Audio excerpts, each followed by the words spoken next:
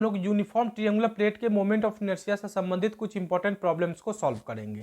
Clear है? ठीक है, तो हम लोग इस वीडियो में पहला प्रॉब्लम देखते हैं। इस प्रॉब्लम में हमारे पास एक राइट एंगल ट्रायंगल के शेप में कोई ट्रायंगुलर प्लेट दिया गया है और यह ट्रायंगुलर प्लेट जो है वह यूनिफॉर्म ट्रायंगुलर प्लेट है जिसका मास कैपिटल M दिया गया है। क्लियर है? ठीक है, इस ट्रायंगुलर प्लेट के यह जो साइड BC है, इस BC का जो लेंथ दिया गया है वह A दिया गया है तथा यह जो साइड AB है, इस साइड का जो लेंथ दिया गया है वह भी कितना दिया गया है? A दिया गया है। क्लियर है? ठीक है, और यह जो एंगल दिया गया है, यह एंगल कितना डिग्री का दिया गया है? 90 डिग्री का एंगल दिया गया है। क्लियर है? ठीक है, तो हमें यह बोला गया है कि इस ट्रायंगुलर प्लेट के इस BC साइड से गुजरने वाले एक्सिस के about moment of inertia calculate कीजिए। क्लियर है? तो एक्सिस ऑफ रोटेशन के बारे में क्या इंफॉर्मेशन दी गई है? एक्सिस ऑफ जो रोटेशन है वह इस यूनिफॉर्म ट्रायंगुलर प्लेट के इस BC साइड से होके गुजर रहा है, कुछ इस तरीके से। क्लियर है? यह मेरा क्या है? एक्सिस ऑफ रोटेशन है और इस एक्सिस ऑफ रोटेशन को हम लोग क्या बोल देते हैं? PQ बोल देते हैं। तो हमें इस PQ एक्सिस ऑफ रोटेशन के अबाउट इस यूनिफॉर्म ट्रायंगुलर प्लेट का मोमेंट ऑफ इनर्शिया कैलकुलेट करना है। क्लियर है? ठीक है, तो इसे हम लोग 3 मेथड से सॉल्व करेंगे। पहला जो मेथड है मेरा वह जनरल मेथड है, बाय इंटीग्रेशन मेथड। दूसरा जो मेथड है वो हम लोग ट्रायंगुलर प्लेट का जो लास्ट वीडियो में मोमेंट ऑफ इनर्शिया कैलकुलेट किया था उस फॉर्मूला का यूज करके कैलकुलेट करेंगे। और मेरा तीसरा मेथड है वह शॉर्टकट मेथड है, उसे हम लोग सबसे लास्ट में पढ़ेंगे। क्लियर है? ठीक है, तो आइए हम लोग इस प्रॉब्लम को फर्स्ट मेथड से सॉल्व करते हैं। क्लियर है? तो इस PQ एक्सिस के अबाउट इस यूनिफॉर्म ट्रायंगुलर प्लेट के मोमेंट ऑफ इनर्शिया को कैलकुलेट करने के लिए हम लोग इस BC साइड से एक हाइट ऊपर आकर के एक एलिमेंट्री स्ट्रिप कंसीडर करते हैं और इस एलिमेंट्री स्ट्रिप का जो शेप होता है वह रॉड के शेप में हम लोग कंसीडर करते हैं और यह जो एलिमेंट्री स्ट्रिप हमने कंसीडर किया वह इस BC साइड के पैरेलल लेते हैं। साथ ही साथ इस एलिमेंट्री स्ट्रिप का जो मोटाई मानते हैं वह क्या मानते हैं? DX मानते हैं। क्लियर है? यदि हम लोग इस एलिमेंट्री स्ट्रिप को RS बोल दे तो यह जो RS होगा वह किसके पैरेलल होगा? वह BC के पैरेलल होगा और इस RS का जो मोटाई होगा वह कितना होगा? DX होगा। और यह जो एलिमेंट्री स्ट्रिप हमने कंसीडर किया है वह कितना हाइट पे होगा? इस BC से कितना हाइट पे होगा? X हाइट पे होगा। क्लियर है? ठीक है, तो इस एलिमेंट्री स्ट्रिप का जो मास होगा वह क्या होगा? उसे अगर हम लोग DM बोले तो DM बराबर क्या होगा? इस यूनिफॉर्म ट्रायंगुलर प्लेट का जो सरफेस डेंसिटी होगा वह sigma into area of elementary strip. क्या होगा? Area of elementary strip. Clear है? तो इस यूनिफॉर्म ट्रायंगुलर प्लेट का जो सिग्मा होगा यानी जो सरफेस डेंसिटी होगा उसे हम लोग कैसे कैलकुलेट करेंगे? तो mass of triangular plate upon area of triangular plate. Clear है? तो सरफेस डेंसिटी को हम लोग कुछ इसी फॉर्मूला से कैलकुलेट किया करते हैं। क्लियर है? तो मास ऑफ ट्रायंगुलर प्लेट हमारे पास कितना M है, तो हम लोग क्या लिखेंगे? M upon area of triangular plate कितना होगा? एरिया क्या होता है? 1/2 इंटू बेस इंटू हाइट। तो यहाँ पर हम लोग देख रहे हैं बेस कितना है? A है और हाइट भी कितना? A ही है। तो एरिया कितना हम लोग लिखेंगे? 1/2 इंटू A। क्लियर है? तो यहाँ से हमें क्या मिल जाएगा? 2M upon A square. Clear है? यानी कि इस यूनिफॉर्म ट्रायंगुलर प्लेट का जो सरफेस डेंसिटी होगा वह इतना होगा। क्लियर है? तो हमें यहाँ सिग्मा का वैल्यू पता चल गया, इतना है। अब हमें क्या कैलकुलेट करना है? Area of triangular plate, area of elementary strip, यानी इस एलिमेंट्री स्ट्रिप का एरिया पता करना है। क्लियर है? तो इस एलिमेंट्री स्ट्रिप का एरिया हम लोग कैसे कैलकुलेट करेंगे? क्लियर? तो जैसा कि हम लोग यह देख रहे हैं कि यदि हमें इस एलिमेंट्री स्ट्रिप का यह जो लंबाई पता चल जाए तो इस लंबाई में इस चौड़ाई को यानी इस DX से मल्टीप्लाई कर देंगे तो हमें क्या मिल जाएगा? इस एलिमेंट्री स्ट्रिप का एरिया मिल जाएगा। क्लियर है? तो इस लेंथ को कैसे हम लोग कैलकुलेट करेंगे? तो क्लियर है? तो जब हम लोग इस बड़े वाले ट्रायंगल यानी ABC को देखेंगे तथा इस छोटे वाले ट्रायंगल यानी ARS को देखेंगे तो हम लोग पाएंगे कि यह दोनों जो ट्रायंगल है वह आपस में क्या सिमिलर है, यानी कि ट्रायंगल ABC जो है वह किसके सिमिलर है? ARS के सिमिलर है। क्लियर है? ARS के क्या है? ट्रायंगल ARS के क्या है? सिमिलर है। तो हम लोग क्लियर है? तो सिमिलर ट्रायंगल के प्रॉपर्टी से हम लिख सकते हैं RS अपॉन BC बराबर क्या लिख सकते हैं? AR अपॉन क्या लिख सकते हैं? AB। क्लियर है? ठीक है, तो RS हमारे पास, RS को हमको कैलकुलेट करना है तो RS की जगह पे हम लोग RS ही लिखेंगे।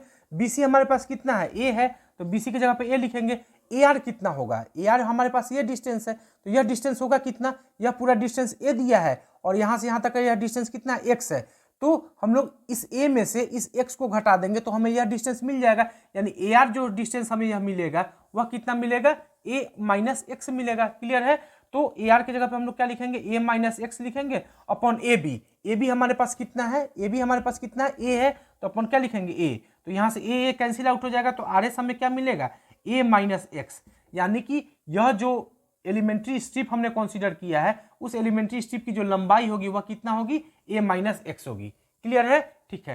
तो इस एलिमेंट्री स्ट्रिप का जो एरिया है, लंबाई हमें पता चल गया कितना है हमारे पास, a माइनस एक्स है, तथा इस एलिमेंट्री स्ट्रिप का जो मोटाई है वो हमारे पास कितना है, dx है। तो एरिया ऑफ एलिमेंट्री स्ट्रिप हम लोग क्या लिखेंगे, एरिया ऑफ एलिमेंट्री स्ट्रिप जो होगा वह क्या होगा,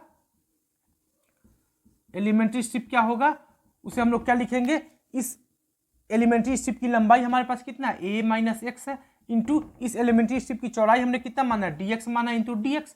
तो यह क्या हो जाएगा, यह क्या हो जाएगा, इस एलिमेंट्री स्ट्रिप का एरिया हो जाएगा। क्लियर है, तो इस एलिमेंट्री स्ट्रिप का हमें क्या पता चल गया, एरिया भी पता चल गया, और इस एलिमेंट्री स्ट्रिप के लिए हमारे पास सरफेस डेंसिटी का वैल्यू कितना है, इतना है। तो हम लोग आसानी से इस एलिमेंट्री स्ट्रिप का मास निकाल सकते हैं। तो इस एलिमेंट्री स्ट्रिप के मास को हमने क्या माना है, डीएम माना है। डीएम बराबर क्या होता है, sigma into area of elementary strip. तो सिग्मा हमने कैलकुलेट कर लिया, सिग्मा हमारे पास कितना है, 2m अपॉन ए स्क्वायर है, into area of elementary strip हमारे पास कितना है, a minus x into d x है, a minus x into d x है। क्लियर है, तो जब हम लोग इसको सॉल्व करेंगे तो हमें क्या मिल जाएगा, मास बराबर इस एलिमेंट्री स्ट्रिप का मास हमें क्या मिल जाएगा। क्लियर है, जब इसको हम लोग सॉल्व करेंगे तो इस एलिमेंट्री स्ट्रिप का मास हमें फाइनली क्या मिलेगा, 2m upon a square into a minus x into d x मिल जाएगा। क्लियर है, तो इस एलिमेंट्री स्ट्रिप का मास हमें कितना मिल गया, कुछ इतना मिल गया। और हमें यह पता है कि यदि हमारे पास कोई यूनिफॉर्म रॉड हो और इस यूनिफॉर्म रॉड का मास m हो और इस यूनिफॉर्म रॉड के लेंथ के पैरेलल कोई एक्सिस ऑफ रोटेशन दी गई हो, तो इस एक्सिस ऑफ रोटेशन से यदि इस रॉड का जो परपेंडिकुलर डिस्टेंस हो वह अगर d दिया गया हो, तो इस एक्सिस ऑफ रोटेशन के अबाउट इस यूनिफॉर्म रॉड का जो मोमेंट ऑफ इनर्शिया होता है वह कितना होता है, I बराबर m इंटू डी स्क्वायर होता है। क्लियर है, तो हम लोग यहाँ देख रहे हैं कि यह जो मेरा एलिमेंट्री स्ट्रिप है वह एलिमेंट्री स्ट्रिप किसके पैरेलल है, इस PQ एक्सिस के पैरेलल है, तथा इस एलिमेंट्री स्ट्रिप का इस PQ एक्सिस से जो परपेंडिकुलर डिस्टेंस है वह कितना है, x है। क्लियर है, तो इस फॉर्मूला का यूज करके हम लोग इस एलिमेंट्री स्ट्रिप का इस PQ एक्सिस के about moment of inertia calculate कर सकते हैं। यदि हम लोग इस एलिमेंट्री स्ट्रिप का इस PQ एक्सिस के अबाउट मोमेंट ऑफ इनर्शिया को अगर हम लोग डी बोले तो डी बराबर इस फॉर्मूला से हम लोग क्या लिख सकते हैं, लिख सकते हैं कि इस एलिमेंट्री स्ट्रिप का मास हमारे पास कितना है, डीएम है। तो डीएम इंटू इस एलिमेंट्री स्ट्रिप का इस PQ एक्सिस से जो परपेंडिकुलर डिस्टेंस है वह कितना x है, इंटू हम लोग क्या लिखेंगे, एक्स स्क्वायर लिखेंगे। तो डीएम का वैल्यू हमने यहाँ कैलकुलेट कर लिया, डीएम का जगह पे हम लोग क्या लिख सकते हैं, 2m अपॉन ए स्क्वायर लिख सकते हैं, into a minus x into d x लिख सकते हैं, इंटू एक्स स्क्वायर लिख सकते हैं, डी बराबर। क्लियर है, तो ये हमें क्या मिल गया, इस एलिमेंट्री स्ट्रिप का इस PQ एक्सिस के अबाउट मोमेंट ऑफ इनर्शिया मिल गया। हमें क्या चाहिए, इस PQ एक्सिस के अबाउट इस यूनिफॉर्म ट्रायंगुलर प्लेट का मोमेंट ऑफ इनर्शिया चाहिए। तो हम लोग क्या करेंगे, इसे इस इक्वेशन को दोनों साइड इंटीग्रेट कर देंगे विथ प्रॉपर लिमिट के साथ। तो हम लोग यहाँ पे देख रहे हैं कि m क्या है, कांस्टेंट है, a क्या है, कांस्टेंट है, तो वेरिएबल कौन सा क्वांटिटी है, x वेरिएबल है। तो x को हम लोग देखते हैं, x का जो लोअर वैल्यू होगा, सबसे मिनिमम वैल्यू कहाँ होगा, यहाँ पे होगा। तो यहाँ पे x का वैल्यू कितना होगा, 0, और x का सबसे मैक्सिमम वैल्यू कहाँ होगा, बढ़ते जाएगा। यहाँ से जब हम ऊपर जाते जाएंगे तो x बढ़ते जाएगा बढ़ते जाएगा बढ़ते जाएगा, और x का यहाँ पे हमें सबसे मैक्सिमम वैल्यू मिलेगा, और यहाँ पे x का मैक्सिमम वैल्यू कितना मिलेगा, a के बराबर मिलेगा। क्लियर है, यानी कि इस इक्वेशन का जो लोअर लिमिट होगा वह कितना होगा, 0 होगा, और अपर लिमिट कितना होगा, a होगा। क्लियर है, यदि हम लोग इस PQ एक्सिस के अबाउट इस यूनिफॉर्म ट्रायंगुलर प्लेट के मोमेंट ऑफ इनर्शिया को I बोले तो डी का इंटीग्रेशन क्या हो जाएगा, I हो जाएगा। क्लियर है, और यहाँ पे कांस्टेंट क्या है, 2m upon a square constant है, बाहर ले लेते हैं, 2m अपॉन ए स्क्वायर को हम लोग बाहर ले लिए, अंदर क्या बचेगा, a minus x into x square into d x बचेगा, 0 to a। क्लियर है, तो अब हम लोग इस इक्वेशन को सॉल्व करते हैं। क्लियर है, अब हम लोग इस इक्वेशन को सॉल्व करेंगे तो I का वैल्यू मिल जाएगा। तो I बराबर हमें क्या मिलेगा, 2m upon a square into 0 to a x square into d x, A x square into d x minus x Q into d x, 0 to a x Q into d x. Clear है, जब इसको solve करेंगे तो I बराबर हमें क्या मिलेगा, 2m upon a square, a constant होने के कारण बाहर आ जाएगा, तो अंदर बचेगा एक्स स्क्वायर, और एक्स स्क्वायर का इंटीग्रेशन कितना होता है, एक्स क्यू अपॉन 3 होता है। तो हम लोग यहाँ क्या लिखेंगे, x q upon 3 0 to a minus q का इंटीग्रेशन क्या होता है, x to the power 4 upon 4। तो हम लोग यहाँ क्या लिखेंगे, x to the power 4 upon 4 0 to a। Clear है, जब इसको आगे सॉल्व करेंगे तो I बराबर हमें क्या मिलेगा, I बराबर हमें क्या मिलेगा, 2m upon a square into a q upon 3 a q upon 3 minus a to the power 4 upon 4। ठीक है, जब इसको और आगे हम लोग सॉल्व करेंगे तो हमें क्या मिलेगा, इसको जब और आगे हम लोग सॉल्व करेंगे तो आई बाब हमें क्या मिलेगा, 2m upon a square into a to the power 4 upon 3, a to the power 4 upon 3 minus a to the power 4 upon 4। इसको जब सॉल्व करेंगे आगे तो हमें और क्या मिलेगा, 2m अपॉन ए स्क्वायर इंटू 4a square minus 4f to the power 4 minus 3a to the power 4 बराबर क्या हो जाएगा, a to the power 4 upon 12। Clear है, तो यहाँ से अगर हम लोग कैंसिल आउट करेंगे तो यहाँ इस ए स्क्वायर से इस ए टू द पावर 4 को कैंसिल आउट करेंगे तो ए स्क्वायर टाइम्स कैंसिल आउट हो जाएगा, यहाँ से 2 से इस 12 को कैंसिल आउट करेंगे तो 6 हो जाएगा। तो आई बाब हमें फाइनली क्या मिलेगा, m a square upon 6। Clear है, तो इस एक्सिस के अबाउट इस यूनिफॉर्म ट्रायंगुलर प्लेट का जो मोमेंट ऑफ इनर्शिया होगा वह कितना होगा, एम ए स्क्वायर अपॉन 6। यहाँ पे ए कौन सा ए है, यह ए है।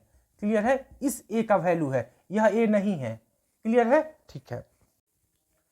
अब हम लोग इसी प्रॉब्लम को सेकेंड मेथड से सॉल्व करते हैं। क्लियर है, तो यह हमारे पास एक यूनिफॉर्म ट्रायंगुलर प्लेट है और इस यूनिफॉर्म ट्रायंगुलर प्लेट का जो मास है वह m दिया गया है तथा इस साइड का जो लेंथ दिया गया है वह a दिया गया है, साथ ही साथ इस साइड का जो लेंथ दिया गया है वह भी a दिया गया है। क्लियर है, और हमें यह बोला गया है कि इस यूनिफॉर्म ट्रायंगुलर प्लेट के इस BC साइड से गुजरने वाला यह जो एक्सिस PQ एक्सिस है, इस PQ एक्सिस के बाद मोमेंट ऑफ इनर्शिया कैलकुलेट करके बताइए।